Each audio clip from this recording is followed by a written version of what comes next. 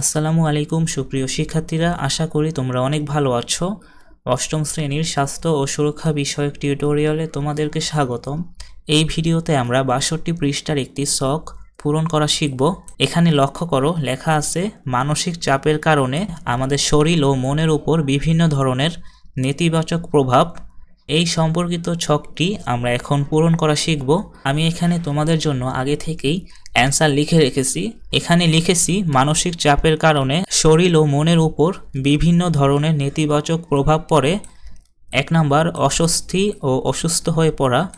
২ number দ্রুত শ্বাস প্রশ্বাস, ঘাম ও হার্টবিট বেড়ে যাওয়া। ৩ নাম্বার মাথা ঘোরা ও মাথা ব্যথা হওয়া, যার ফলে বমিও হতে পারে। এরপর ৪ নাম্বার খুব বেশি বা খুব কম খাওয়ার ফলে ওজন বৃদ্ধি বা হ্রাস পায়। ৫ নাম্বার ৬ নাম্বার দায়িত্বে অবহেলা।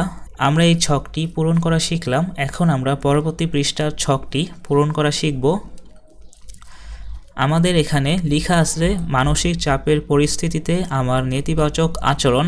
এখানে আমাদের অনুভূতিগুলো লিখব, এখানে চিন্তা, আর এখানে কি কি সমস্যা হয়। এরপরে আমরা লিখব কি কি আচরণ করি। আমরা এখন এই ছকটি পূরণ করা শিখব।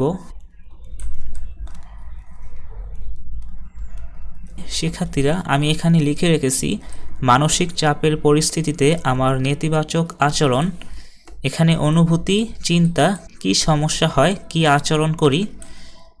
এখানে রাগ, এক্ষেত্রে আমাদের চিন্তা হয় জিনিসপত্র ছুঁড়ে ফেলতে, ভাঙতে ইচ্ছা করে। কি সমস্যা হয়, এক্ষেত্রে মেজাজের ভারসাম্য হারিয়ে ফেলি।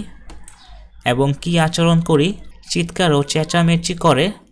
ক্লান্তি, এক্ষেত্রে আমাদের চিন্তা কখন যে বিশ্রামের সুযোগ পাবো। এক্ষেত্রে আমাদের সমস্যা হয় কোনো কাজ করতে ইচ্ছা করে না। আমাদের আচরণ হবে অলসতা করি ও দুর্বলতা অনুভব করি।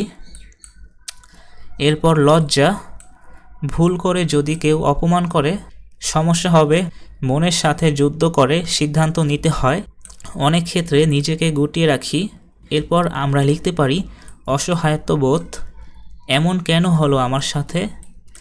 নিজেকে খুব দুর্বল ও অসহায় মনে হয়, চুপচাপ শুধু ভাবি কি করা যায়। শিক্ষার্থীরা, আশা করি তোমরা এই ছকটি সুন্দরভাবে পূরণ করা শিখেছো। আমাদের আজকের ভিডিও এই পর্যন্তই। এর পরবর্তী ভিডিওতে আমরা ৬৪ পৃষ্ঠা থেকে আলোচনা শুরু করব। সকলে ভালো থেকো, আল্লাহ হাফেজ।